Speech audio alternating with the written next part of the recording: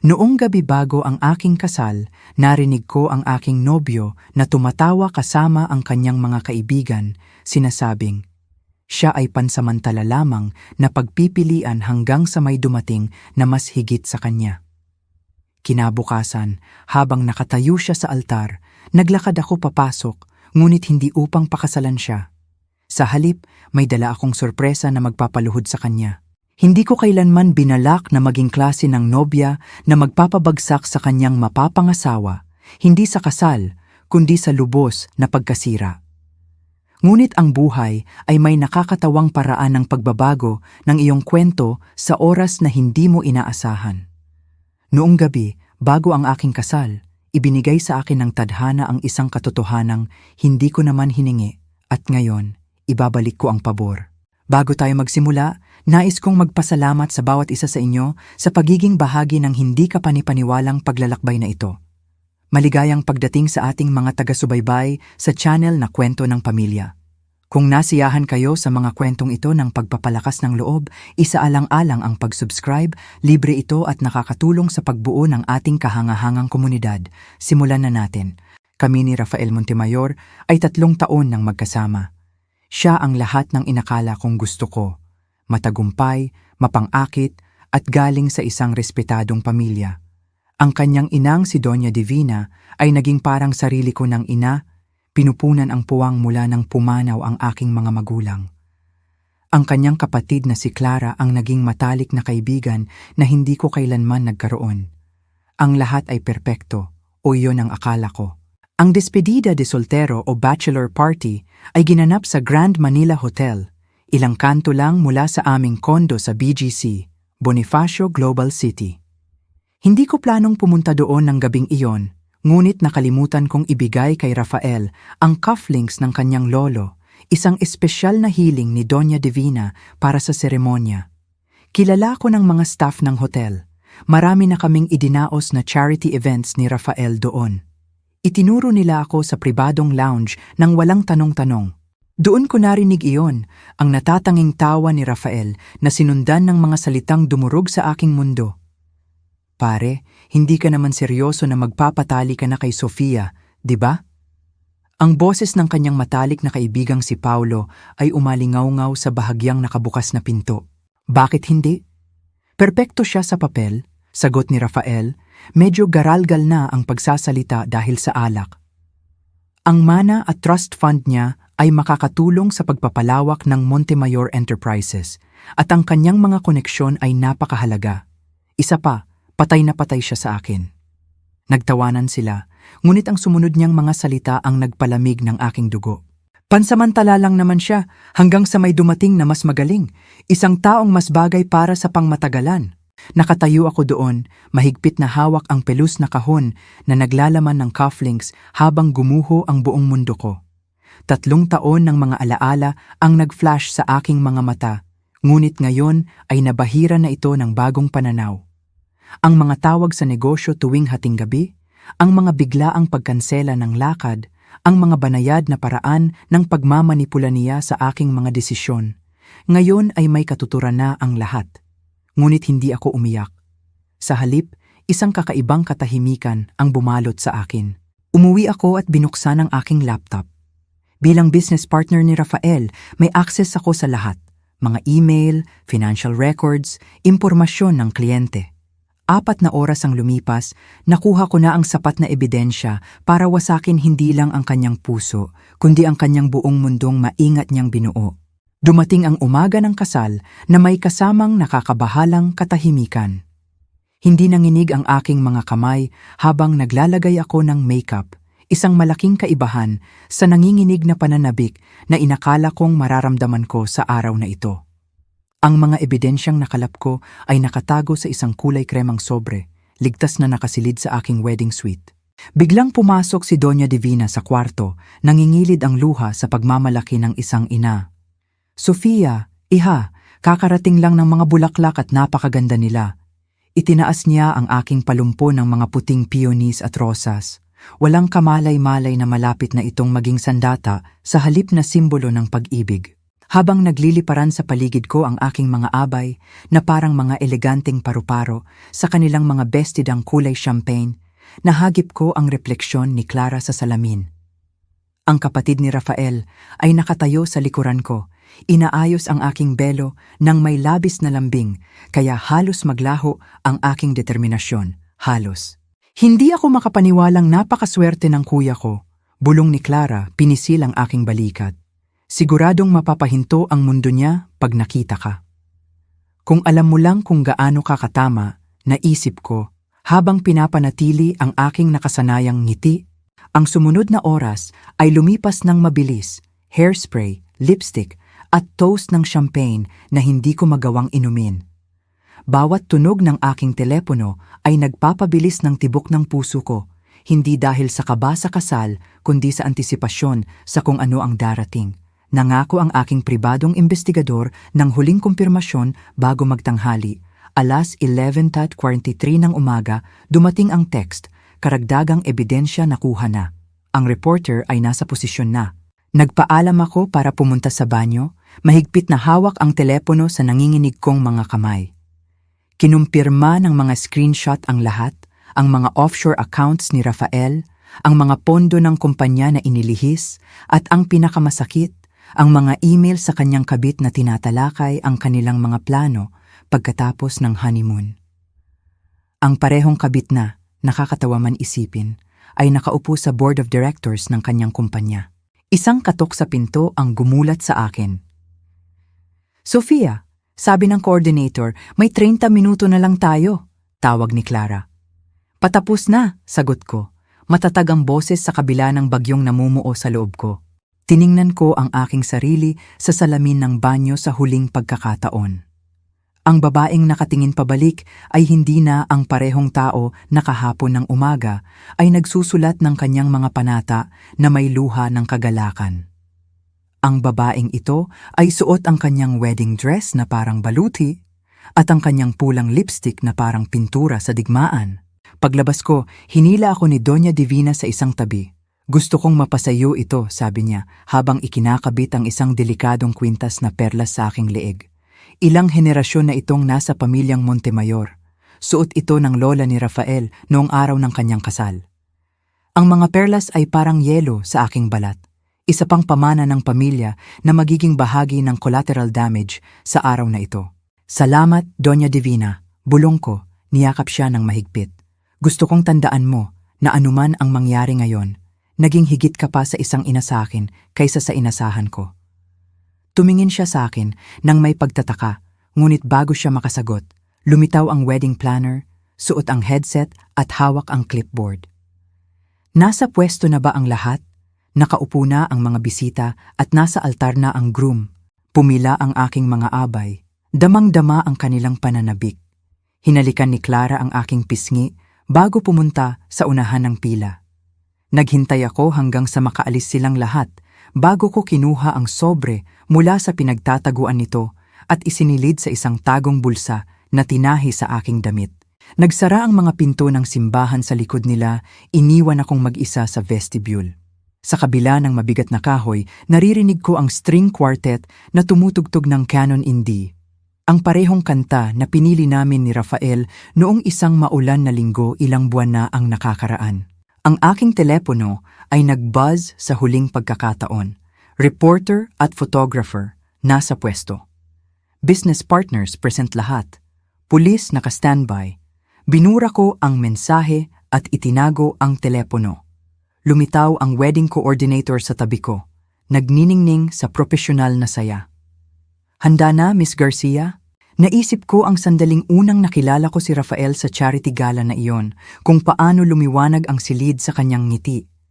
Naisip ko ang aming unang halik sa ulan, ang paraan ng pag-aaya niya ng kasal sa ilalim ng mga bituin sa El Nido. Lahat ng mga pangarap na pinagsaluhan namin. Pagkatapos ay naisip ko ang kanyang malupit na tawa kagabi, ang mga taon ng kasinungalingan, ang maingat na plinanong panlilinlang. Bumukas ang mga pinto ng simbahan. Nagsimulang tumugtog ang wedding march at 200 bisita ang tumayo. Sa dulo ng pasilyo, nakatayo si Rafael, matangkad at gwapo sa kanyang tuksedo, nagniningning sa mapagmataas na kagwapuhan. Wala siyang kamalay-malay na, sa wala pang 5 minuto, ang ngiting iyon ay madudurog kasama ng kanyang reputasyon, kanyang negosyo, at ang kanyang maingat na binuong mundo. Ginawa ko ang aking unang hakbang pasulong, hawak ang aking palumpon. Ang bigat ng sobre sa aking hita ay nagpaalala sa akin ng aking layunin. Hindi ito isang martsa ng kasal, ito ay isang countdown sa pagkawasak. Oo! Sabi ko sa coordinator, ang boses ko ay nakabalot pa rin sa seda. Handa na ako. Ang bawat hakbang sa pasilyo ay nagdala ng mga kislap ng mga alaala. Mga sandaling minsan kong pinahalagahan, ngunit ngayon ay kinikilala bilang maingat na ginawang panlilinlang. Ang malalambot na bulong ng napakagandang nobya mula sa mga bisita ay parang mapait na kabalintunaan. Lumaki ang ngiti ni Rafael habang papalapit ako. Hindi natitinag ang kanyang kumpiyansa. Ang perpektong maskara ng isang lalaking nag-aakalang naloko niya ang lahat. 3 hakbang mula sa altar, nahagip ko ang mata ni Paulo sa unang hanay. Ang kanyang ngisi ay medyo nawala nang salubungin ko ang kanyang tingin. Marahil ay nakaramdam ng kakaiba sa aking ekspresyon. Katabi niya si Rica Mateo, ang business associate ni Rafael. Nasuot ang isang disenteng asul na bestida na alam kong mas mahal pa sa sweldo ng karamihan ng tao sa loob ng isang buwan. Isang bestidang malamang na binili gamit ang mga pondong ninakaw sa kumpanya. 2 hakbang na lang at nakita ko si Doña Divina na pinupunasan ng kanyang mga mata gamit ang isang panyong may burda. Nakatayo si Clara kasama ng mga abay, halos tumatalon sa tuwa. Ang makita sila ay nagpasikip sa dibdib ko. Alam kong malapit na silang madamay sa pagbagsak ni Rafael, isang huling hakbang. Napakaganda mo, bulong ni Rafael, inaabot ang aking kamay. Umatras ako ng bahagya, sapat lang. Binuka ng pari ang kanyang bibig upang magsimula, ngunit humarap ako sa aming mga bisita sa halip. Ang sobre ay mabigat sa aking hita habang inaabot ko ito. Ang tunog ng pagbukas ng selyo ay umalingaw-ngaw sa biglaang katahimikan. Bago tayo magsimula, malinaw na narinig ang boses ko sa buong simbahan. Gusto kong magbahagi ng ilang pagbasa, hindi mula sa Biblia, kundi mula sa mga pribadong email ni Rafael kay Rica Mateo na may petsa sa buong panahon ng aming engagement. Nawala ang kulay sa mukha ni Rafael habang inilalabas ko ang unang dokumento. Si Rica ay hindi mapakali sa kanyang upuan, habang ang mga bulong ng pagkalito ay kumalat sa kongregasyon. Pinakamamahal kong Rica, basa ko, matatag ang boses ko. Kapag nakuha na ng kasal ang merger at ma-access na ang trust fund ni Sofia, maaari na nating ituloy ang original nating plano. Wala siyang hinala. Lalong lumakas ang mga bulungan. Humakbang si Rafael palapit sa akin, ngunit lumayo ako, naglalabas ng higit pang mga papel. Pero teka, mayroon pa. Patuloy ko, ang aking ngiti ay matalas na parang basag na salamin. May gusto bang makarinig tungkol sa mga foreign bank accounts? O marahil ang creative accounting sa Montemayor Enterprises? May kopya ako para sa lahat, kasama na ang mga kinatawan ng SEC na dapat ay parating na ngayon. Bumukas ang mga pinto ng simbahan sa perpektong oras. Iniluwa ang 2 ahente na naka-Amerikana. Hindi! Sumugod si Rafael para kunin ang mga papel, ngunit inaasahan ko na ito. Hinayaan kong magkalat ang mga dokumento, pinapanood habang lumulutang ang mga ito pababa na parang nakalalasong mga snowflake, bawat isa ay nagbubunyag ng panibagong layer ng kanyang korupsyon. Ang photographer na inupahan ko, na nakatanim sa mga bisita, ay kinuhanan ang bawat sandali, ang kanilang mga kamera ay mabilis na kumikislap. Sofia, parang awa mo na. Sumisingasing na sabi ni Rafael, hinawakan ang braso ko. Mapapag-usapan natin to. Kumawala ako, hinarap siya ng may lahat ng malamig na galit na naipon ko. Pag-usapan? Tulad ng kung paano mo ako pinag-usapan sa iyong bachelor party? Pansamantala lang, hindi ba? Hanggang sa may dumating na mas magaling? Ang kanyang mukha ay nagbago mula sa puti patungong abo. Sa unang hanay, hindi mapakali si Paulo, iniiwasan ang tingin ng lahat. Nagtiwala ako sa iyo, patuloy ko, ang boses ko ay umaabot sa tahimik na ngayong simbahan. Minahal kita, pero wala kang nakita sa akin kundi isang tuntungan, isang paraan para sa iyong layunin. Tumayo si Doña Divina, ang kanyang mukha ay puno ng pagkalito at lumalaking takot. Rafael, ano ang sinasabi niya? Mama, maipapaliwanag ko. Maipapaliwanag ang pagnanakaw? Putol ko. Ang pakikiapid? Ang planong merger na magpapabangkarote sa 2 dosenang pamilya? Sige nga, Rafael, ipaliwanag mo sa lahat kung sino ka talaga. Ang mga ahente ng SEC ay papalapit na ngayon, pinalilibutan ng altar. Si Rica ay nakalusot na sa gilid na pinto, ngunit hindi siya makakalayo. May isa pang team na naghihintay sa labas. Sinisira mo ang lahat, ungol ni Rafael, ang kanyang mapang-akit na mukha ay tuluyan ng nabasag. Ngumiti ako, inaabot ang aking leeg para tanggalin ang mga perlas ng pamilyang Montemayor. Hindi, Rafael, ikaw ang gumawa niyan sa sarili mo. Sinisiguro ko lang na alam ng lahat kung sino ang kinakalaban nila. Ang mga sumunod na sandali ay nauwi sa kaguluhan. Ang mga ahente ay kumilos na. Umiiyak si Clara. Si Doña Divina ay nakatayo, naninigas sa hindi paniniwala. At ang mga bisita ay nag-aalisan o nagre-record ng lahat sa kanilang mga telepono. Sa gitna ng lahat ng ito, pinanatili ko ang aking tikas. Pinapanood habang ang perpektong mundo ni Rafael ay gumuguho sa paligid niya. Habang inilalabas siya ng nakaposas, lumingon si Rafael sa huling pagkakataon. Minahal naman kita. Sa paraan ko. Lumapit ako, pinananatiling mababa ang boses ko. Ang paraan mo ay hindi sapat. Isaalang-alang mo itong regalo ko sa kasal. Ang katotohanan tungkol sa kung anong klaseng lalaki ka talaga. Tumalikod ako, naglakad pabalik sa pasilyo ng mag-isa, nakataas ang noo. Sa likuran ko, naririnig ko ang mga pigil na iyak ni Doña Divina, ang patuloy na pag-click ng mga kamera at ang lumalakas na bulungan ng mga nagulat na tao. Ngunit sa harap ko ay naroon ang kalayaan, katarungan, at ang kasiyahan ng pag-aalam na minsan, ang karma ay nangangailangan ng kaunting tulong para dumating sa tamang oras. Tumama ang sikat ng araw ng tagsibol sa aking mukha nang itulak ko ang mga pinto ng simbahan. Isang pulutong ng mga reporter ang naghihintay sa labas, ang huling ugnay ko para masiguro na ang pagbagsak ni Rafael ay magiging ganap at pampubliko. Habang umuulan ang kanilang mga tanong sa paligid ko, ngumiti ako. Alam na kahit hindi ito ang fairy tale ending na pinangarap ko noon, ito ay isang bagay na mas mabuti. Ito ay katarungan. Ang mga sumunod na linggo ay parang mga eksena sa isang pelikula na hindi ko inakalang pagbibidahan ko. Ang mga headline ay sumisigaw.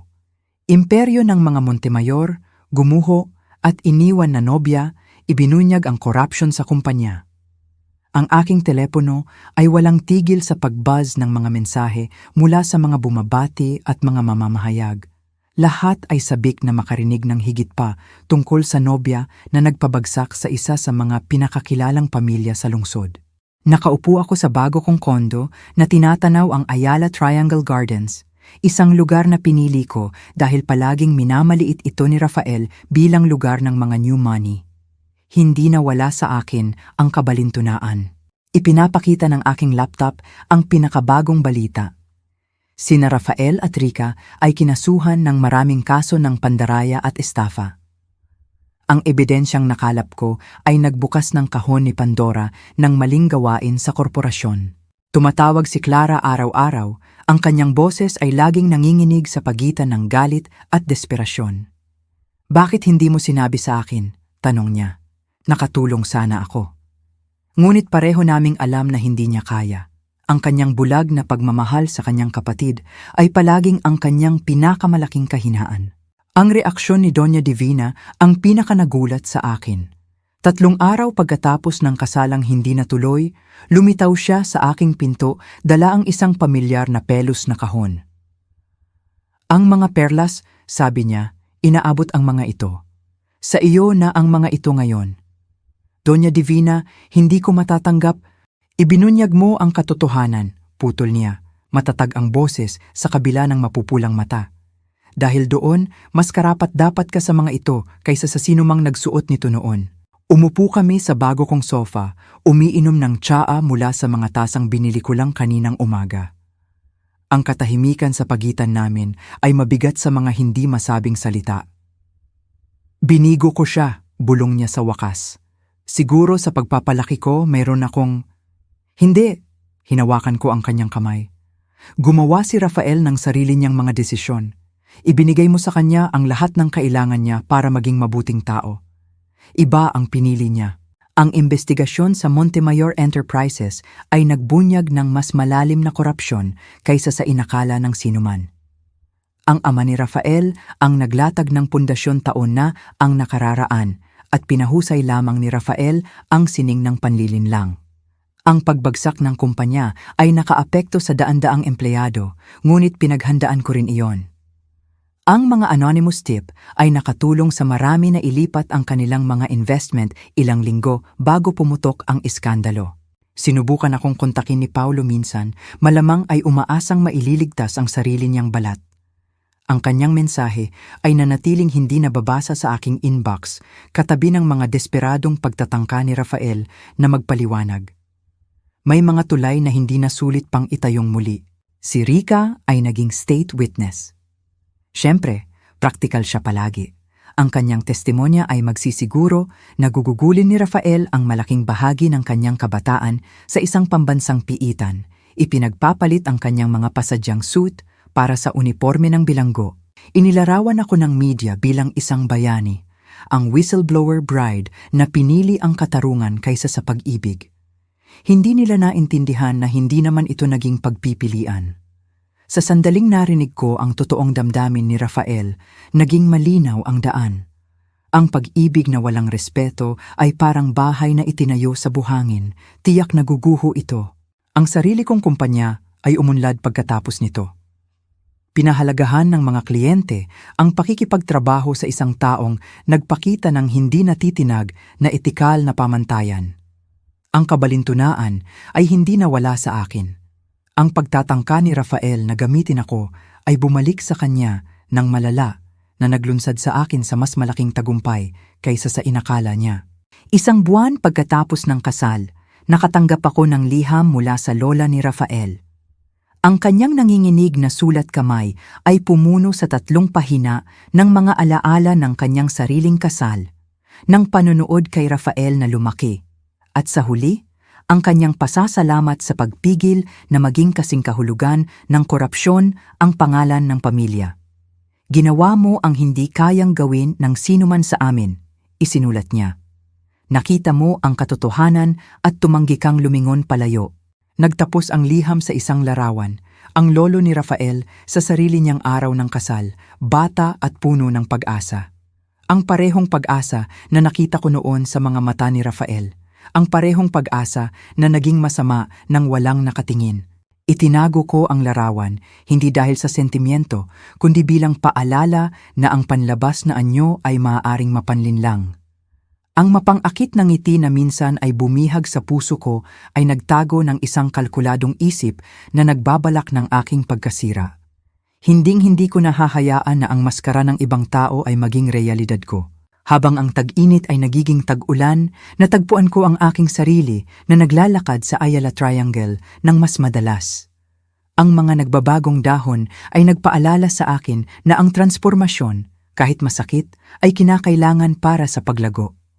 Ang bawat hakbang pasulong ay naglayo sa akin mula sa babaeng muntik nang magpakasal sa isang kasinungalingan at naglapit sa akin sa isang taong mas malakas, mas matalino, at hindi takot na tumayo ng mag-isa. Sumasama sa akin si Doña Divina sa mga paglalakad na ito minsan.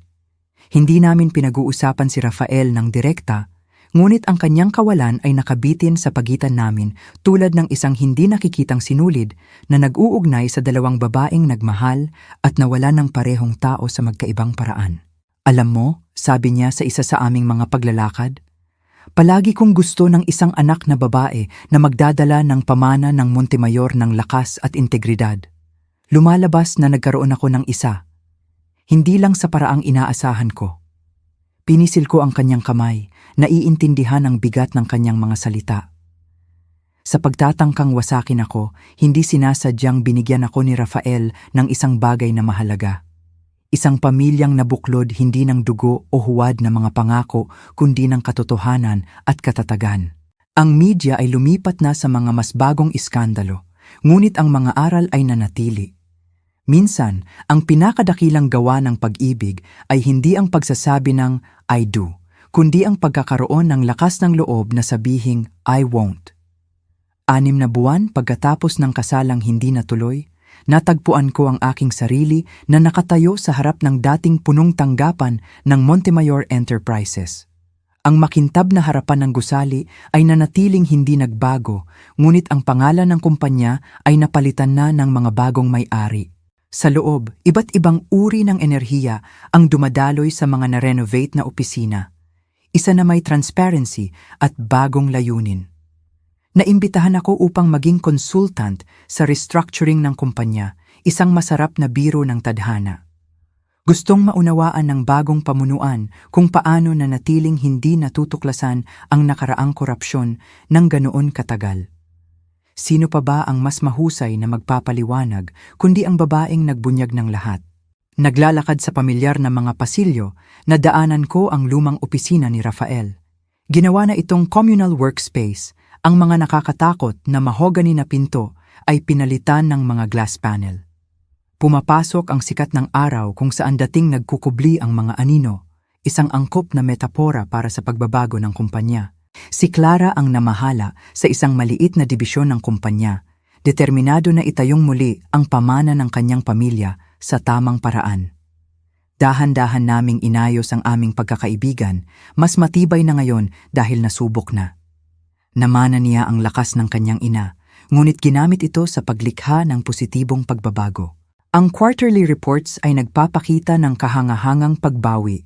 Anunsyo niya sa isang board meeting, matatag at kumpiyansa ang boses.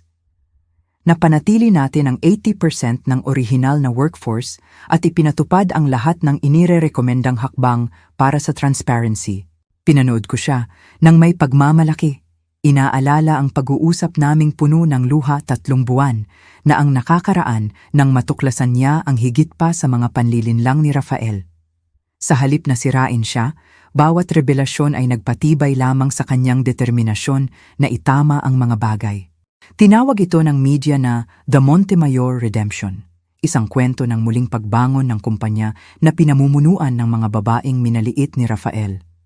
Si Doña Divina ay lumabas mula sa kanyang unang pagkabigla upang maging isang matapang na tagapagtaguyod para sa pananagutan ng kumpanya gamit ang kanyang mga koneksyon sa lipunan upang isulong ang etikal na mga gawi sa negosyo. Ang sarili kong consulting firm ay mabilis na lumawak, nadalubhasa sa pag-iwas sa pandaraya sa kumpanya. Hinahanap ng mga kumpanya ang aming serbisyo, umaasang maiwasan na maging susunod na kwentong babala. Bawat kliyente ay nagdadala ng bagong hamon, ngunit wala pang makakapantay sa kasiyahan ng pagbaklas sa House of Cards na maingat na binuo ni Rafael. Ang investigasyon ay nagbunyag ng mga koneksyon sa iba pang kilalang pamilya na humantong sa sunod-sunod na pagbubunyag at pagbibitiw. Ang bilog ng mga pribilehiyadong kasabwat ni Rafael ay gumuho, ang kanilang impluensya ay naglaho sa ilalim ng matinding pagsusuri. Ang testimonya ni Rica ay napatunayang napakahalaga sa prosekusyon. Nagbigay siya ng mga detalye ng mga pagpupulong sa mga kakaibang lokasyon, ng mga dokumentong sinira at mga account na itinago. Ang kanyang pakikipagtulungan ay nakapagbigay sa kanya ng mas magaan na sentensya, ngunit ang stigma ay susunod sa kanya matagal pagkatapos ng kanyang paglaya. Sinubukan ni Paulo na baguhin ang kanyang imahe bilang isang whistleblower, na nagsasabing palagi siyang may hinala sa mga transaksyon ni Rafael. Walang naniwala. Huli kong narinig, lumipat siya sa isang maliit na bayan sa probinsya. Ang kanyang mga pangarap na umangat sa lipunan ay nalibing sa ilalim ng bigat ng kanyang pakikipagsabwatan. Ang paglilitis kay Rafael ay itinakda sa tagsibol. Sinubukan ng kanyang legal team ang bawat taktikang pampatagal, ngunit ang hustisya ay may paraan ng paghabol. Ipinatawag ako upang tumestigo, isang bagay na nagbigay sa akin ng kakaibang halo ng takot at pananabik. Isang gabi, habang papaalis ako ng opisina, nakatanggap ako ng hindi inaasahang tawag mula sa lola ni Rafael. Tinitingnan ko ang mga lumang album ng pamilya, sabi niya, ang boses ay garalgal sa edad at emosyon. May dapat kang makita. Sa hapunan sa kanyang eleganteng townhouse, ipinakita niya sa akin ang mga larawan ni Rafael bilang isang bata. Mga imahe ng isang nakangiting batang lalaki na minsan ay may potensyal para sa kabutihan. Bago pinaliko ng ambisyon at kasakiman ang kanyang landas. Pinanood ko siyang magbago. Pagtatapat niya, ang kanyang mga daliri ay binabagtas ang mga gilid ng isang naninilaw na litrato. Taon-taon, tagumpay bawat tagumpay, naging isa siyang taong hindi ko na makilala. Nakita mo rin yon, hindi ba? Bago pa man makita ng iba? Tumango ako, inaalala ang mga banayad na sandali kung kailan nadulas ang maskara ni Rafael. Isang malupit na komento dito, isang mapanghamak na kilos doon. Mga palatandaang pinili kong huwag pansinin hanggang sa gabing iyon bago ang aming kasal. Ang pangalang Montemayor ay may kahulugan noon. Patuloy niya, isinasara ang album. Salamat sa iyo, kay Clara, at kay Divina. Baka magkaroon ulit ito ng makabuluhang kahulugan. Habang nagmamaneho ako pauwi ng gabing iyon, ang mga ilaw ng lungsod ay lumabo sa mga agos ng ginto at pilak. Naisip ko ang tungkol sa pamana, hindi lang ang sa mga Montemayor, kundi ang sa akin. Sa pagpili na ibunyag ang katotohanan, nakatulong ako na lumikha ng isang ripple effect ng positibong pagbabago. Ang wedding dress ay nakasabit pa rin sa aking aparador. Isang paalala hindi ng kung ano ang nawala sa akin, kundi ng kung ano ang nakuha ko. Lakas, kalinawan, at ang kaalaman na minsan ang pinakamagandang paghihiganti ay hindi pagkawasak kundi muling pagtatayo. Pagbuo ng isang bagay na mas mabuti mula sa abo ng panlilinlang. Bukas, makikipagkita ako sa isa pang kumpanya na humihingi ng gabay sa etikal na mga gawi sa negosyo. Ang kabalintunaan ay hindi nawala sa akin. Ang pagtataksil ni Rafael ay humantong sa akin sa aking tunay na tawag. Sa pagtatangkang gamitin ako bilang tuntungan, hindi niya sinasadyang natulungan akong mahanap ang aking landas. Noong gabi bago ang aking kasal, narinig ko ang isang katotohanan na sumira sa aking mundo. Ngayon, 6 na buwan ang lumipas, nakatulong ako na bumuo ng bago, mas matibay, mas malinaw, at higit na mas totoo kaysa sa ilusyon na muntik ko ng pakasalan. Dumating ang tagsibol na may dalang hindi inaasahang bigat. Ang paglilitis kay Rafael ay papalapit na. Ang korte ay puno ng tensyon habang tumatayo ako sa witness stand. Ang aking boses ay hindi natitinag habang isinasalaysay ko ang bawat detalye. Ang kanyang mga mata ay hindi umalis sa akin sa panahon ng aking testimonya. Ngunit wala na silang kapangyarihan na pabilisin ang tibok ng puso ko. Sa halip, nakita ko siya ng malinaw kung sino siya. Isang lalaki na ang pinakamalaking pagkatalo ay ang mabunyag ang kanyang tunay na pagkatao. Ang ebidensya ay napakatibay. Bawat dokumentong nakalap ko ng gabing iyon bago ang kasal ay naging isa pang pako sa kabaong ng kanyang depensa. Sinubukan ng kanyang mga abogado na palabasin akong isang mapaghiganting babae na iniwan, ngunit ang mga dokumento ay nagsasabi ng ibang kwento, isa ng kalkuladong pandaraya na tumagal ng maraming taon. Ang pinakamadamdaming sandali ay dumating nang tumestigo si Doña Divina. Nakaupo siya ng tuwid sa upuan ng testigo, buo ang kanyang eleganteng tikas habang idinidetalye kung paano minanipula ng kanyang sariling anak ang pondo ng pamilya at ipinagkanulo ang mga henerasyon ng tiwala.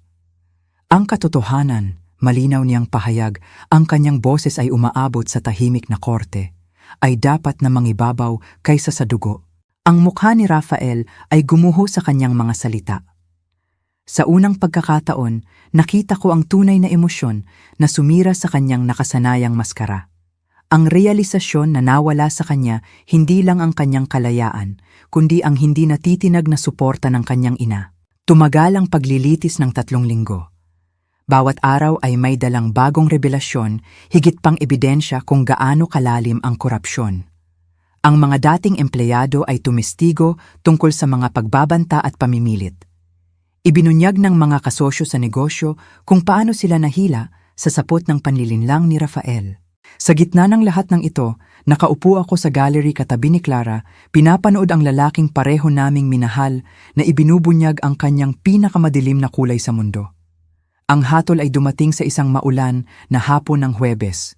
Guilty sa lahat ng kaso. Ang sentensya, 15 taon, walang posibilidad ng maagang parol.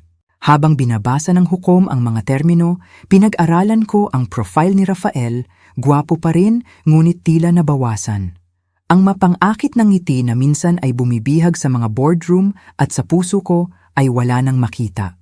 Si Rica, na umamin sa mas mababang mga kaso kapalit ng kanyang testimonya, ay nakatanggap ng 5 taon. Iniwasan niya ang aking tingin habang inilalabas siya, ang kanyang designer na damit ay pinalitan ng kulay kahel na uniforme ng bilanggo.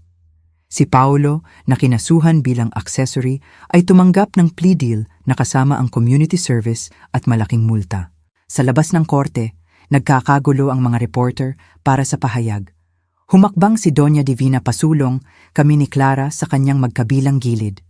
Ang pamilyang Montemayor, anunsyo niya, matatag ang boses, ay palaging pinahahalagahan ang integridad higit sa lahat. Ang hatol ngayong araw, kahit masakit, ay nagpapatibay sa tradisyong iyon. Nagpapasalamat kami sa hurado sa kanilang serbisyo at sa hustisya na namayani. Nang gabing iyon, nagtipon kami sa townhouse ni Doña Divina, hindi para magluksa, kundi para isara ang isang kabanata. Naglabas si Clara ng isang bote ng champagne, ang parehong vintage na balak naming ihain sa kasal. Para sa katotohanan, toast niya, ang kanyang mga mata ay nagtagpo sa akin. At sa kapatid na muntik ko nang magkaroon, na naging higit na kapamilya kaysa sa sarili kong kapatid. Inabot ni Doña Divina ang aking kamay habang humihigop kami ng champagne. Alam mo, muni-muni niya, iniisip ko ang sinabi mo noong araw na iyon sa altar, tungkol sa pag-ibig at katotohanan. Pinili mo ang katotohanan kaysa sa pag-ibig. Ngunit sa paggawa noon, ipinakita mo ang pinakadakilang pag-ibig sa lahat. Pag-ibig para sa katarungan, para sa kung ano ang tama. Ang gabi ay lumalim. Ang aming usapan ay lumipat mula sa nakaraan patungo sa hinaharap. Nagsalita si Clara tungkol sa kanyang mga plano na i-rebrand ang mga natitirang lehitimong negosyo ng Montemayor. Ibinahagi ni Doña Divina ang kanyang bisyon para sa isang foundation na sumusuporta sa edukasyon sa etika ng korporasyon. Habang nagmamaneho ako pauwi ng gabing iyon, ang skyline ng lungsod ay kumikinang laban sa madilim na langit. Ang bigat na dinala ko mula noong gabing iyon bago ang aking kasal ay sa wakas ay nagsimulang gumaan. Ang pagkakakulong kay Rafael ay hindi lamang isang katapusan. Ito ay pahintulot na tunay na magsimulang muli. Nag-buzz ang aking telepono na may mensahe mula sa hindi kilalang numero. Lumitaw ang isang larawan. Si Rafael sa kanyang uniforme sa bilangguan, inihahatid sa kanyang selda. Sa ibaba nito, mga salita mula sa isang nakikiramay na gwardya. Naisip kong baka gusto mong makita ito. Nakamit na ang hustisya. Binura ko ang mensahe nang hindi sumasagot. Hindi ko na kailangang makita si Rafael na bumagsak. Nakita ko na siya sa kanyang tugatog at nakita kong kulang siya. Ang aking paghihiganti ay wala sa kanyang pagkakakulong, kundi sa kalayaang nahanap ko sa pamamagitan ng pagbubunyag ng katotohanan. Ang wedding dress na nakasabit sa aking aparador na parang multo ay sa wakas na impake na, idonasyon sa isang charity na tumutulong sa mga survivor ng domestic abuse na muling itayo ang kanilang buhay. Ang simbolismo ay hindi nawala sa akin. Ang inilaan sanang simbolo ng pag-ibig at tiwala ay makakatulong na ngayon sa ibang kababaihan na isulat ang kanilang sariling mga kwento ng pagtubos. Habang nakatulog ako ng gabing iyon, naisip ko ang babaeng nangarap noon na maging Mrs. Montemayor. Naging inosente siya marahil, ngunit ang kanyang paniniwala sa katarungan ang naging tagapagligtas niya. Nakita ni Rafael ang kanyang tiwala bilang kahinaan. Hindi kailanman napagtatanto na ito ang magiging dahilan ng kanyang pagbagsak. Ang katotohanan ay naging kapalit ng isang kasal, ngunit nagbigay ito sa akin ng isang bagay na higit na mahalaga. Ang kaalaman na minsan, ang pinakamagandang kwento ng pag-ibig ay hindi tungkol sa paghahanap ng tamang kapareha, kundi tungkol sa paghahanap ng lakas na tumayo ng mag-isa para sa kung ano ang tama. Isang taon matapos ang sentensya ni Rafael, natagpuan ko ang aking sarili pabalik sa Grand Manila Hotel, hindi bilang isang bride-to-be, kundi bilang keynote speaker para sa isang conference sa corporate ethics. Ang kabalintunaan ng pagsasalita sa parehong gusali kung saan narinig ko ang tunay na kulay ni Rafael ay hindi nawala sa akin. Ang ballroom ay puno ng mga ehekutibo, lahat ay sabik na makarinig mula sa babaeng nagbunyag ng isa sa pinakamalaking corporate scandal ng dekada. Pag-akyat ko sa entablado, ang aking takong ay tumutunog sa makintab na kahoy. Nahagip ko ang aking refleksyon sa mga glass panel, kumpiyansa, maayos, at ganap na nagbago mula sa babaeng ako noong nakaraang taon. Magandang umaga, simula ko, pinagmamasdan ang karamihan. Narito kayo ngayon dahil gusto ninyong matutunan kung paano maiwasan ang pandaraya at korupsyon sa inyong mga organisasyon. Ngunit ang talagang kailangan ninyong matutunan ay kung paano makita ang katotohanang nagtatago sa likod ng mga perpektong ngiti at designer suits. Sa unang hanay, buong pagmamalaking nakaupo sina Doña Divina at Clara. Matagumpay na na-rebrand ni Clara ang natitirang mga ari-arian ng Montemayor sa isang bagong kumpanya na nakatuon sa sustainable investments. Ang foundation ni Doña Divina ay nag-sponsor na ng mga ethics program sa 3 pangunahing unibersidad. Ang pinakamalaking banta sa integridad ng korporasyon, patuloy ko, ay hindi laging panlabas. Minsan, ito ay ang mapang-akit na CEO na may degree sa Harvard o UP. Minsan, ito ay ang pinagkakatiwalaang kasosyo na may malinis na track record. At minsan, ito ay ang taong pinaplano mong makasama habang buhay. Ang aking consulting firm ay lumago ng husto. May mga opisina na ngayon sa New York, London at Singapore.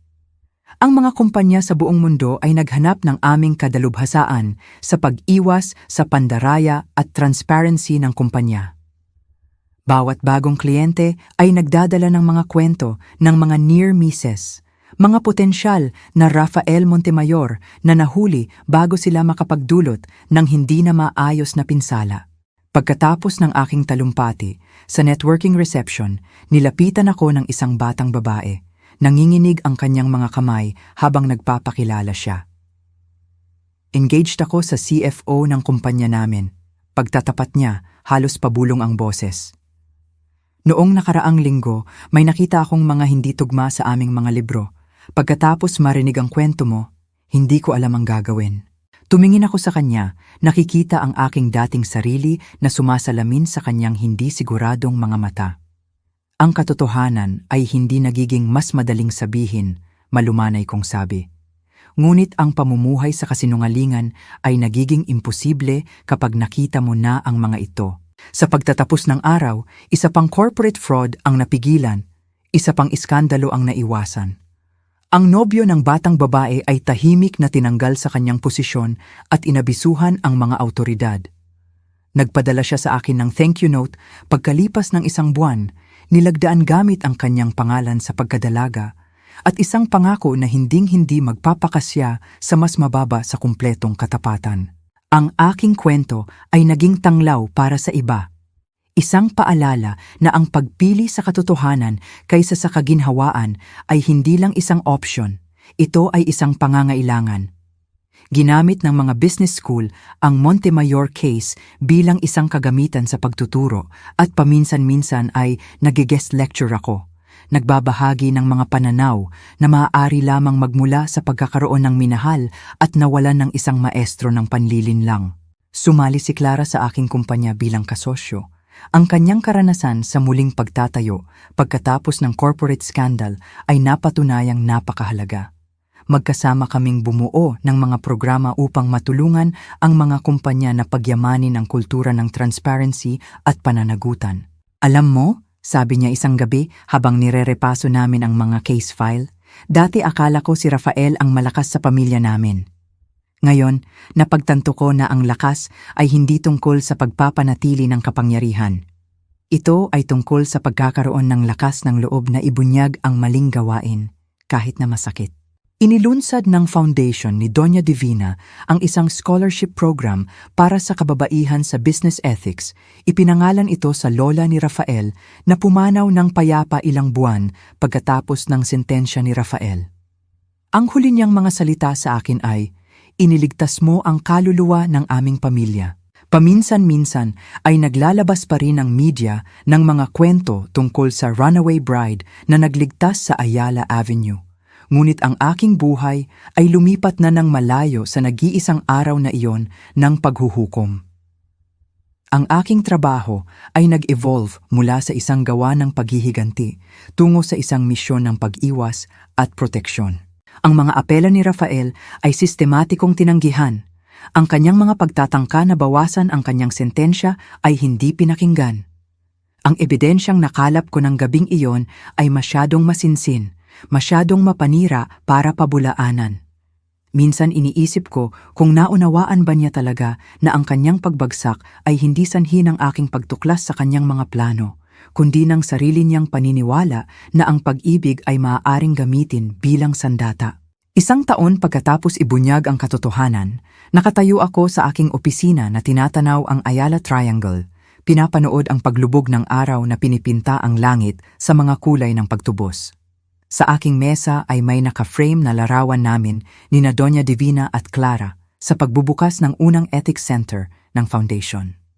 Katabi nito ay isang maliit na pelus na kahon na naglalaman ng mga perlas ng pamilyang Montemayor.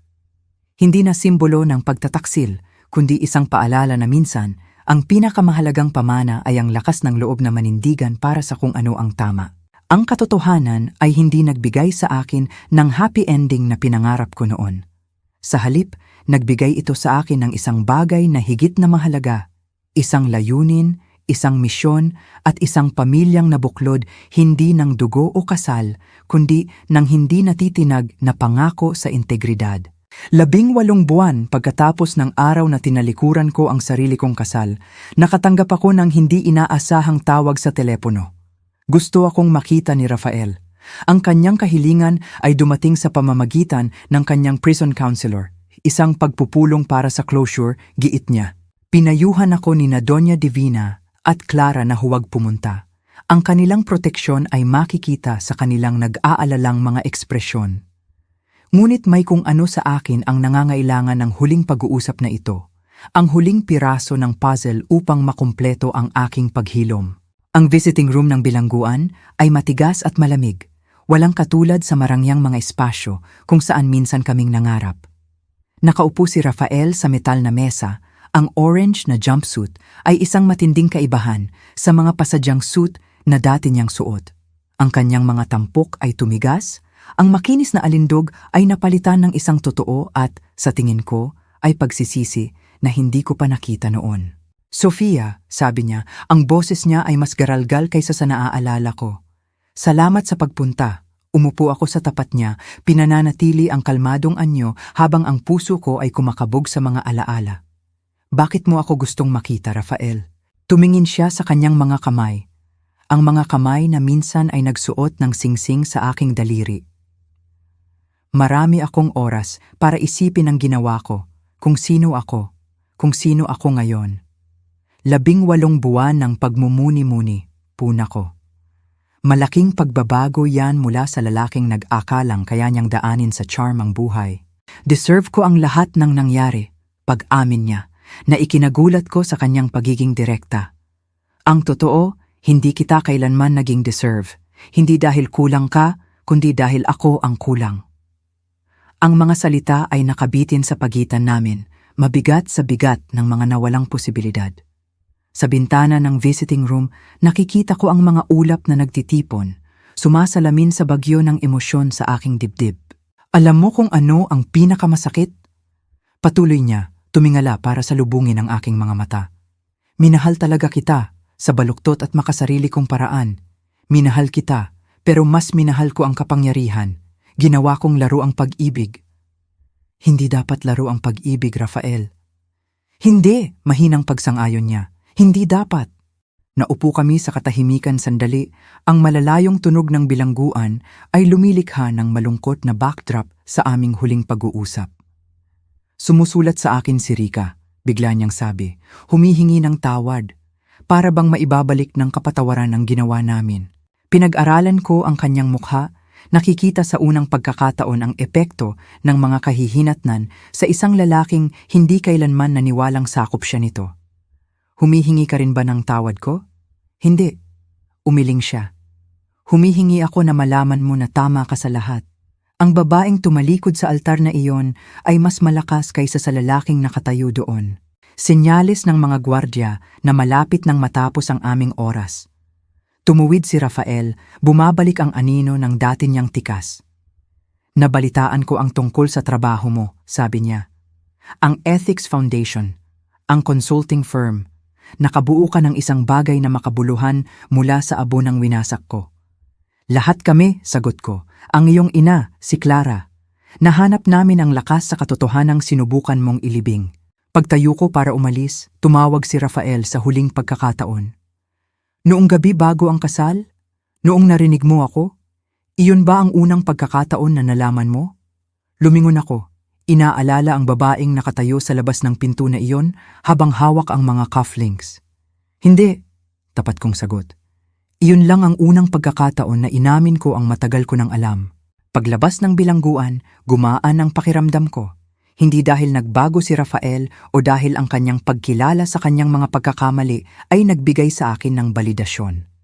Gumaan ang pakiramdam ko dahil sa wakas ay naintindihan ko. Ang aking lakas ay hindi nagmula sa pagbubunyag ng kanyang mga kasinungalingan o pagtalikod sa aming kasal.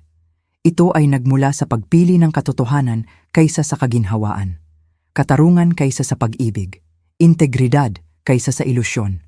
Naghihintay si Doña Divina sa parking lot, ang kanyang presensya ay isang tahimik na suporta. Okay ka lang? Tanong niya habang sumasakay ako sa passenger seat. Oo, ngumiti ako. Napagtanto na ito ay ganap na totoo. Okay na okay ako. Habang papalayo kami, pinanood ko ang pagkawala ng bilangguan sa side mirror. Maglilingkod pa si Rafael ng 13 taon, ngunit malaya na ako. Malaya mula sa bigat ng paano kong at sana. Malaya mula sa multo ng isang pag-ibig na mas piksyon kaysa katotohanan.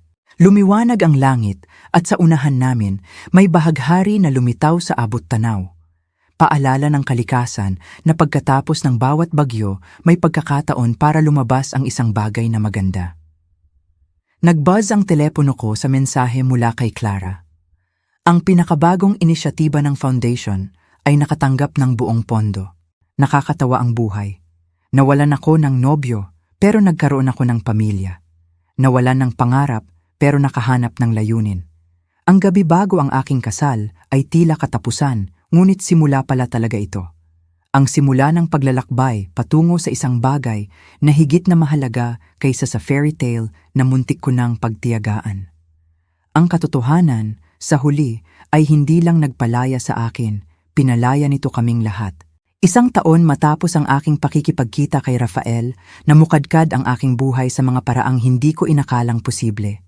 Ang Ethics Foundation ay lumawak sa buong mundo at ang aming consulting firm ay naging gold standard sa transparency ng kumpanya. Ngunit ibang uri ng pagpupulong ang magmamarka sa kabanatang ito ng aking kwento.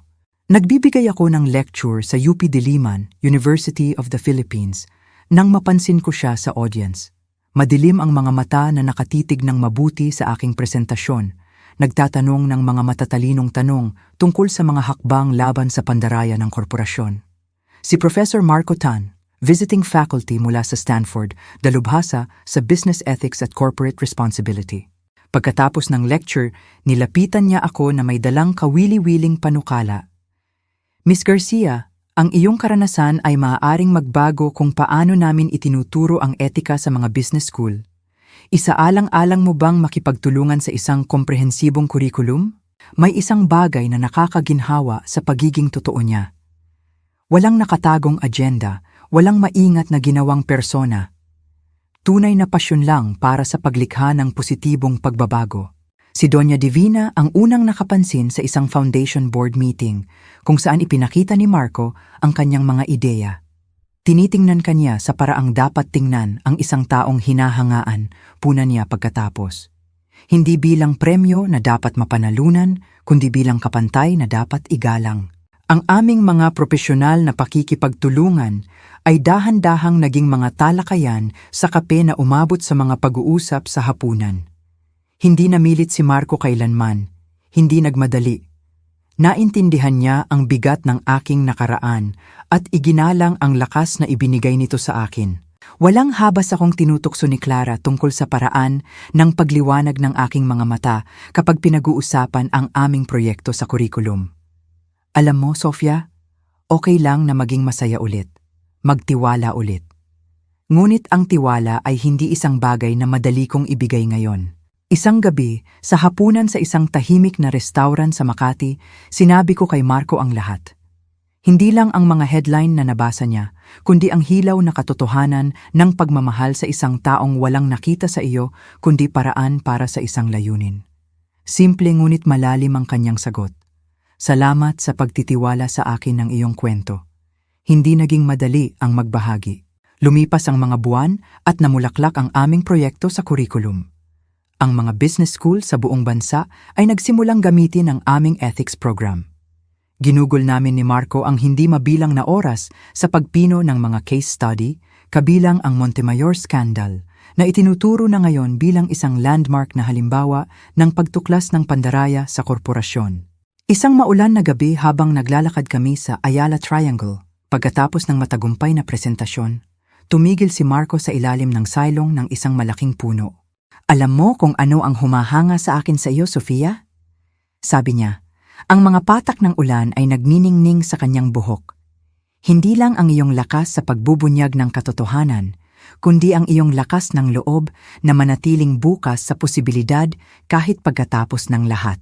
Tiningnan ko siya, tunay na tiningnan, at nakita ko ang napansin ni Doña Divina ilang buwan na ang nakakaraan. Narito ang isang lalaki na binuo ang kanyang karera sa pagtuturo ng etika, hindi dahil ito ay kumikita, kundi dahil naniniwala siya rito. Isang taong nakita ang aking nakaraan hindi bilang bagahe, kundi bilang karunungan na natamo. Ang totoo, patuloy niya, nahulog na ang loob ko sa iyo. Hindi sa bersyon mo sa headline, kundi sa totoong ikaw. Matalino, maawain, at hindi takot manindigan para sa kung ano ang tama. Wala akong hinihiling, kundi ang pagkakataong ipakita sa iyo na ang pag-ibig ay pwedeng maging tapat, diretso at totoo. Nakatayo doon sa ulan, naramdaman ko ang isang bagay na akala ko ay nawala na sa akin magpakailanman, pag-asa. Hindi ang inosenteng pag-asa ng aking nakababatang sarili, kundi isang bagay na mas malakas, pinatibay ng karanasan at karunungan. Tuwang-tuwa sina Clara at Doña Divina nang inamin ko sa wakas na nakikipag-date na ulit ako. May paraan ang buhay na ibigay sa atin kung ano mismo ang kailangan natin, sabi ni Doña Divina, pinisil ang aking kamay. Minsan ito ay ang lakas ng loob na ibunyag ang isang kasinungalingan. Minsan ito ay ang lakas na yakapin ang isang katotohanan. Ang taunang gala ng foundation ay nagbigay ng perpektong pagkakataon upang isapubliko ang aming relasyon. Habang sumasayaw kami ni Marco sa ilalim ng mga kristal na chandelier ng Grand Manila Hotel, oo, ang parehong hotel kung saan ko narinig ang pagtataksil ni Rafael, na pagtanto ko kung gaano na ako kalayo. Iniisip mo ang gabing iyon, hindi ba? Mahinang tanong ni Marco. Oo, pag-amin ko. Pero hindi nang may pagsisisi. Ang gabing iyon ang nagturo sa akin na magtiwala sa aking kutob, na igiit ang katotohanan sa pag-ibig. Dinala ako nito dito. Ngumiti siya, may pagkaunawa sa kanyang mga mata. Gaya ng sabi sa sikat mong talumpati, ang katotohanan ay hindi laging nagbibigay sa iyo ng katapusang gusto mo, ngunit palagi kang dinadala nito sa kailangan mo. Habang sumasayaw kami sa musika, nahagip ko ang ngiti ni Doña Divina mula sa kabilang panig ng silid. Itinaas niya ang kanyang baso sa isang banayad na toast, at alam kong iniisip niya ang iniisip ko. Minsan, ang pinakamagandang paghihiganti ay hindi sa pagsira sa kung ano ang nanakit sa iyo, kundi sa pagbuo ng isang bagay na maganda mula sa mga aral na itinuro nito. Ang katotohanan na sumira sa aking mundo, 2 taon na ang nakakaraan, ay humantong sa akin sa isang pag-ibig na hindi kailangang subukin o patunayan. Isang pag-ibig na kasing linaw at matatag ng mga prinsipyong pareho naming isinasabuhay. 3 taon sa mismong araw ng aking muntik ng kasal kay Rafael, nakatayo ako sa harap ng aking salamin, inaayos ang ibang puting damit. Ang isang ito ay mas simple, mas elegante, isang refleksyon ng babaeng naging ako. Inayos ni Doña Divina ang aking belo, nangingilid ang luha ng tunay na kaligayahan. Sa pagkakataong ito, bulong niya, ang lahat ay eksakto kung paano dapat.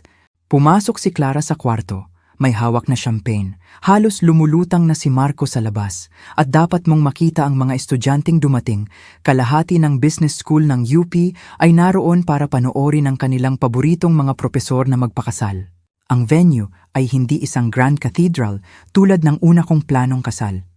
Sa halip, pinili namin ang isang magandang botanical garden kung saan ginugol namin ni Marco ang hindi mabilang na oras sa pagtalakay sa aming kurikulum sa pagitan ng mga nakaw na halik at pangarap. Ang listahan ng mga bisita ay mas maliit, ngunit ang bawat taong naroon ay kumakatawan sa isang tunay na koneksyon. Isang tunay na relasyon na binuo sa paggalang at pag-unawa. Handa na? Tanong ni Doña Divina, inaabot ang pamilyar na pelos na kahon. Ang mga perlas ng Montemayor ay kuminang sa liwanag ng umaga. Dating simbolo ng isang dinastiyang binuo sa panlilinlang, ngayon ay kumakatawan na sila sa ibang bagay. Ang kapangyarihan ng transformasyon, ng paggawa ng sakit bilang layunin. Actually, ngumiti ako, dahan-dahang isinara ang kahon. Sa tingin ko, pag-aari na yan ng foundation ngayon. Isang paalala kung saan tayo nanggaling at kung gaano na tayo kalayo. Napaluha si Doña Divina habang niyayakap ako. Ikaw talaga ang anak na itinakda para sa akin. Ang seremonya ay lahat ng bagay na wala sa una kong kasal. Tapat, intimate, at puno ng tunay na kagalakan. Ang mga panata ni Marco ay hindi nagsalita ng pagmamay-ari o obligasyon, kundi ng pakikipagtulungan at iisang layunin. Nang banggitin niya kung paano siya naging inspirasyon ng aking kwento bago pa man kami nagkakilala, kung paano siya ginawang mas mabuting guro at tao ng aking katapangan, nakita ko ang parehong paninindigan sa kanyang mga mata na nakita ko noong una kaming nagkita. Ang sarili kong mga panata ay kumilala sa paglalakbay na nagdala sa akin dito. Ang pag-ibig ay hindi tungkol sa mga perpektong sandali o grand gestures, sabi ko, nakatingin sa kanyang matatag na tingin. Ito ay tungkol sa pagpili ng katotohanan kaysa sa kaginhawaan, paglago kaysa sa pagiging kampante, at paghahanap ng taong gumagawa ng mga pagpiling iyon kasama mo araw-araw. Ang reception ay puno ng enerhiya habang ang mga estudyante ay nakikihalubilo sa mga lider ng negosyo. Lahat ay pinag-isa ng aming ibinahaging pangako sa etikal na pamumuno. Ang pinakabagong inisyatiba ng Foundation, isang scholarship program para sa mga whistleblower na naghahanap na muling itayo ang kanilang mga karera, ay kalulunsad pa lamang nagbubukas ng isa pang pahina sa aming kwento ng pagbabago. Itinaas ni Clara ang kanyang baso para sa toast, ang kanyang ngiti ay nagniningning. Sa aking kapatid, hindi sa dugo, kundi sa pagpili, na nagturo sa ating lahat na ang pinakamagandang kwento ng pag-ibig ay hindi tungkol sa paghahanap ng tamang tao, kundi tungkol sa pagiging tamang tao. At kay Marco, na nagpatunay na ang tunay na pag-ibig ay hindi humihiling sa iyo na ikompromiso ang iyong mga halaga, kundi itinataas ang mga ito. Nang maglaon, habang sumasayaw kami ni Marco sa aming unang sayaw, bumulong siya. Naisip mo ba kung gaano kaiba ang buhay kung hindi mo narinig si Rafael ng gabing iyon? Tumingin ako sa paligid ng silid, sa pamilyang nahanap ko, sa layuning natuklasan ko, at sa lalaking nagmamahal sa akin, hindi sa kabila ng aking nakaraan, kundi dahil sa kung paano ako hinubog nito. Hindi binago ng gabing iyon ang tadhana ko, sagot ko. Ibinunyag nito ito. Nakarating sa amin ang balita na si Rafael ay up for parole review. Ngunit parang malayo ito, tulad ng isang kabanata sa kwento ng ibang tao. Ang kanyang mga aksyon ay nagpasimula ng aking transformasyon, ngunit hindi na ako tinutukoy ng mga ito. Ang babaeng tumalikod sa isang huwad na pangarap ay nakatagpo ng isang bagay na totoo. Isang pag-ibig na binuo sa katotohanan, isang layunin na isinilang sa prinsipyo, at isang kaligayahan na nakamit sa pamamagitan ng lakas ng loob. Habang patapos ang gabi, hinila ako ni Doña Divina sa isang tabi. "May ibibigay ako sa iyo," sabi niya. Idinidiin ang isang maliit na pakete sa aking mga kamay. Sa loob ay isang simpleng journal, ang diary ng lola ni Rafael mula sa kanyang mga unang araw bilang isang Montemayor. Isinulat niya ang tungkol sa pagpili ng katotohanan kaysa sa kaginhawaan, kahit na ito ay magdulot ng lahat sa iyo. Hindi mo lang ipinagpapatuloy ang kanyang pamana, paliwanag ni Doña Divina. Binago mo ito. Nakatingin sa hardin kung saan nakikipagkwentuhan si Marco sa aming mga bisita, nakaramdam ako ng matinding pakiramdam ng pagkakumpleto. Ang paghihiganti na minsan kong hinangad ay naging isang bagay na higit na makapangyarihan. Pagtubos. Hindi lang para sa aking sarili, kundi para sa lahat ng naantig ng aming kwento. Ang katotohanan na minsan ay sumira sa aking mundo ay siya ring bumuo muli nito. Pira-piraso, bawat sandali, bawat pagpili. At nang mahagip ni Marco ang aking mata at ngumiti, iyong tapat, walang halong pagpapanggap ng ngiti na unang nagsimulang magpagaling sa aking puso. Nalaman ko na minsan, ang pinakamagandang wakas ay hindi ang mga pinaplano natin, kundi ang mga nakakamit natin sa pamamagitan ng pagiging matapang na yakapin ang katotohanan, saan man ito humantong. Ang gabi bago ang aking unang kasal ay nagturo sa akin kung ano ang hindi pag-ibig. Bawat araw mula noon ay nagturo sa akin kung ano talaga ito. Isang pagpili, isang pangako, at higit sa lahat, isang hindi natitinag na dedikasyon sa katotohanan. Parehong maganda at brutal. Sa huli, iyon ang pinakadakilang paghihiganti sa lahat. Hindi lamang ang pag-survive sa pagtataksil, kundi ang pagkatutong magmahal muli, ng mas matalino, mas malalim, at mas totoo kaysa dati. 5 taon pagkatapos ng gabing iyon na nagpabago ng lahat, nakatayo ako sa isang podium sa harap ng punong auditorium sa Stanford Business School. Ang mga mukha sa harap ko ay kumakatawan sa susunod na henerasyon ng mga business leaders, sabik na matuto mula sa kung ano ang naging kilala bilang The Montemayor Case Study. Nakaupo si Marco sa unang hanay, ngayon ay department head na ng business ethics, nagniningning sa parehong pagmamalaki na ipinakita niya sa araw ng aming kasal. 2 hanay sa likuran niya, nakaupo sina Doña Divina at Clara na hindi pinalalampas ang mga taunang lecture na ito. Ngunit iba ang taong ito. Ito na ang huling beses na ikukwento ko ito. Alam ng marami sa inyo ang mga headline. Simula ko. Ang boses ko ay umaabot sa tahimik na espasyo. Ang iniwan na nobya na nagbunyag ng iskandalo sa korporasyon, ang babaeng tumalikod sa isang Montemayor. Ngunit ngayon, gusto kong sabihin sa inyo ang tungkol sa isang bagay na mas mahalaga kaysa sa paghihiganti o katarungan. Gusto kong sabihin sa inyo ang tungkol sa transformasyon. Isang estudyante ang nagtaas ng kamay. "Miss Tan, ano ang nagpasya sa iyo na huminto sa pagbibigay ng mga lecture na ito?" Ngumiti ako. Likas na ipinatong ang aking kamay sa aking bahagyang bumubukol na tiyan. Ang aming unang anak, lihim pa rin namin ito. Dahil ang ilang mga kwento ay kailangang magtapos para makapagsimula ang mga bago. Pagkatapos ng lecture, sinamahan ako ni Clara sa aking opisina, umupo sa gilid ng aking mesa tulad ng dati niyang ginagawa noong mga araw ng aming consulting. "Up for parole na si Rafael sa susunod na buwan," mahina niyang sabi. Nagtatanong siya kung magsasalita daw tayo para sa kanya. Ang balita ay hindi na nakakagulat tulad ng dati. Ang oras ay may paraan ng pagpapalambot kahit sa pinakamatatalim na gilid ng pagtataksil. "Gagawin mo ba?" tanong ko. "Baka," pag-amin niya. Iba na siya ngayon. Ang mga sulat niya, hindi galing sa kapatid na kilala ko. Galing sa kapatid na sana ay nagkaroon ako. Regular na binibisita siya ni Doña Divina sa paglipas ng mga taon. Pinapanood ang kanyang anak na dahan-dahang tanggalin ang mga layer ng panlilinlang na tumukoy sa kanya. Ibinahagi niya sa akin ang kanyang unti-unting pagbabago, kung paano siya nagsimulang mag-counsel sa ibang mga bilanggo, Tinutulungan silang maunawaan ang epekto ng white-collar crime sa mga pamilya at komunidad. Nag-evolve na rin ang foundation. Ang nagsimula bilang tugon sa pandarayan ng korporasyon ay lumago sa isang pandaigdigang kilusan para sa etika sa negosyo. Ang mga perlas ng Montemayor na ngayon ay nakadisplay sa lobby ng aming headquarters ay naging simbolo ng transformasyon. Isang paalala na kahit ang pinakamadidilim na katotohanan ay maaaring humantong sa liwanag. Natagpuan ako ni Marco ng gabing iyon sa aming home office, napapaligiran ng mga case study at papel ng estudyante. Iniisip mo ang parol ni Rafael, no? Tumango ako, sumandal sa kanyang yakap. Iniisip ko kung gaano na tayo kalayo, kung paanong ang gabing iyon bago ang aking kasal ay hindi pala katapusan.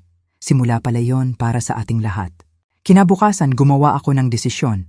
Sumulat ako ng liham sa parole board, hindi para kondenahin o suportahan, kundi para kilalanin ang pagbabago. Ang lalaking papakasalan ko sana ay pinili ang panlilinlang kaysa sa katotohanan, isinulat ko. Ang lalaking isinasaalang-alang ninyo para sa parol ay piniling harapin ang katotohanang iyon. Sa huli, iyon lang ang magagawa ng sinuman sa atin. Piliin ang katotohanan ng paulit-ulit, anuman ang kapalit. Ang taunang gala ng foundation ay natapat sa bisperas ng parole hearing ni Rafael. Habang nakatayo ako at nagsasalita sa karamihan, nakita ko ang mga mukha na nagsasabi ng kwento ng nakalipas na 5 taon. Mga estudyanteng naging etikal na leader, mga whistleblower na nakahanap ng bagong layunin, mga pamilyang muling nagtayo mula sa abo ng pandaraya. 5 taon na ang nakakaraan, akala ko ang paghihiganti ay tungkol sa pagsira ng isang bagay, pagtatapos ko. Ngayon alam ko na ito ay tungkol sa pagbuo ng mas mabuti. Ang pinakamagandang paghihiganti ay hindi ang panonood sa isang taong bumagsak. Ito ay ang pagtulong sa iba na bumangon.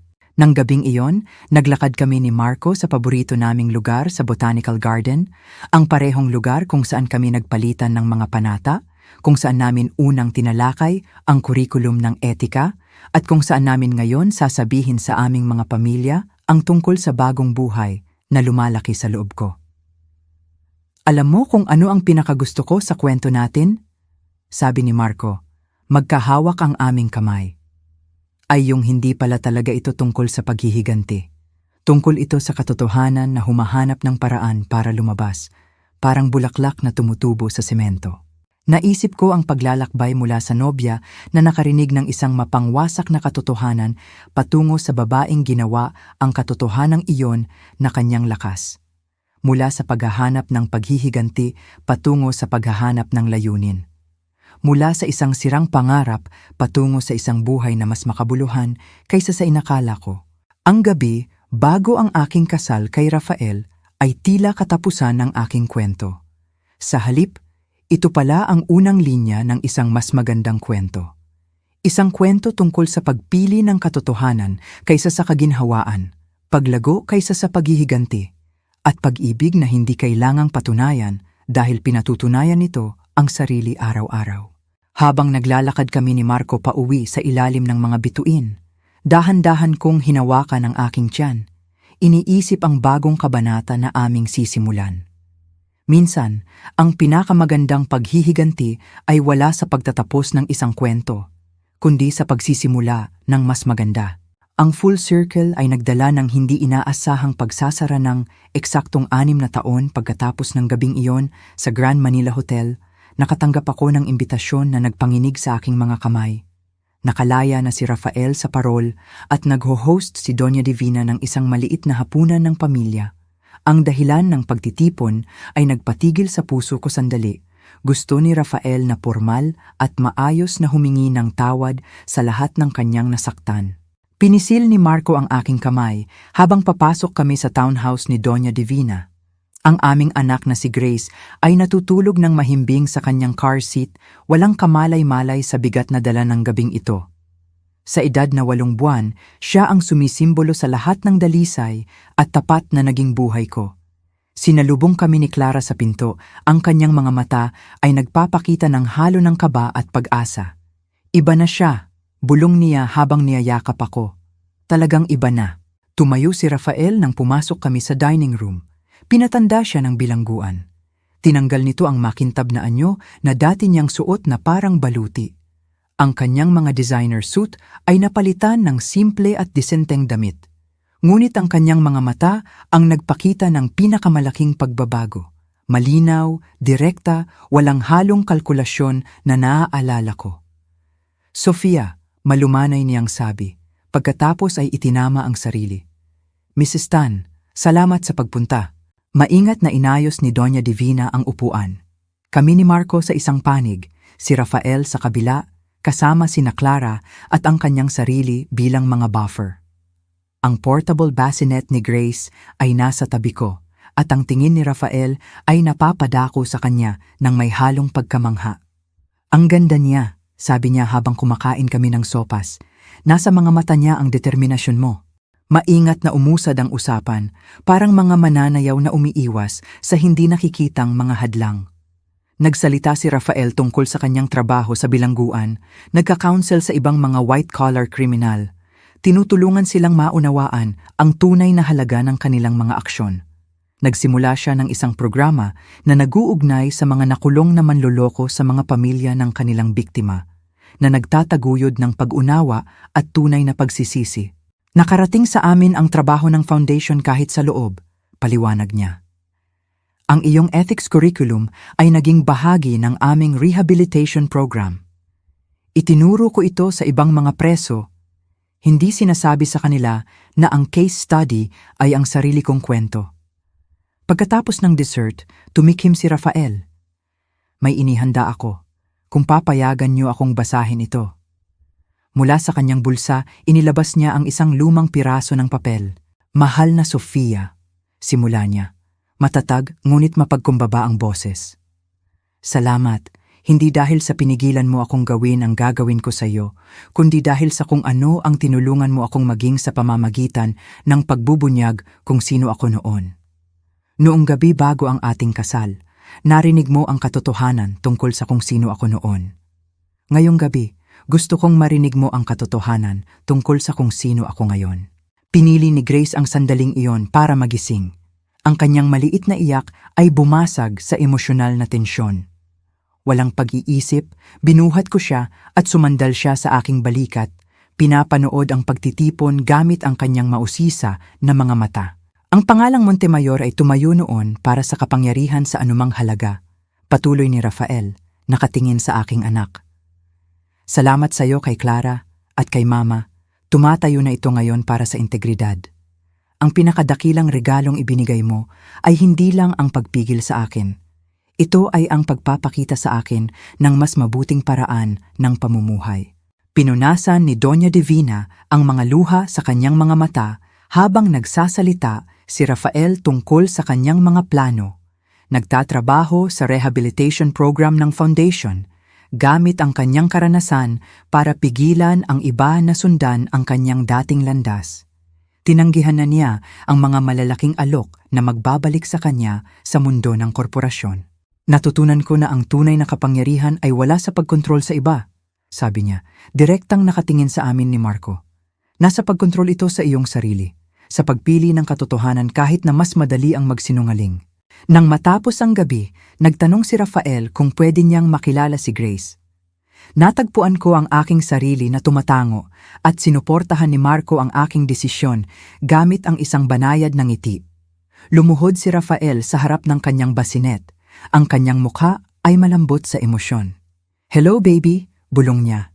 "Itinuro sa akin ng iyong ina ang pinakamahalagang aral sa buhay ko. Sana lumaki kang kasing tapang at kasing totoo niya." Paglabas sa malamig na hangin ng gabi pagkatapos, gumaan ang pakiramdam ko. Binuhat ni Marco ang aming natutulog na anak papunta sa kotse habang nagtagal ako sa hagdanan ni Doña Divina, nakatingala sa mga bituin. "Alam mo," sabi ni Doña Divina, sinabayan ako. "Noong ibinunyag mo ang katotohanan ni Rafael, 6 na taon na ang nakakaraan, akala ko sira na ang pamilya natin. Sa halip, binigyan mo kaming lahat ng pagkakataon sa isang bagay na totoo. Ang gabi bago ang aking kasal kay Rafael, ay nagpakita sa akin ng isang pangit na katotohanan na sumira sa aking mundo. Ngunit mula sa mga pira-pirasong iyon, lahat kami ay nakabuo ng isang bagay na maganda. Isang pamilyang nabuklod, hindi ng kasinungalingan at obligasyon, kundi ng pagpili at katotohanan. Habang nagmamaneho kaming tatlo ni na Marco at Grace pauwi, naisip ko ang kapangyarihan ng tunay na pagtubos. Hindi lang pagsasabi ng sorry, kundi ang pamumuhay ng iba. Ang transformasyon ni Rafael ay hindi lang isang katapusan sa aming kwento. Ito ay patunay na minsan, ang pinakamagandang paghihiganti ay hindi ang pagsira sa mundo ng isang tao, kundi ang pagtulong sa kanila na bumuo ng mas mabuti. Ang katotohanan na minsan ay dumurog sa puso ko ay nagpagaling sa aming lahat sa mga paraang hindi namin inakala noong gabing iyon, 6 na taon na ang nakakaraan. Minsan, ang pinakamagandang wakas ay hindi ang mga pinaplano natin, kundi ang mga nakakamit natin sa pamamagitan ng pagharap sa ating mga katotohanan at pagpili na lumago mula sa mga ito.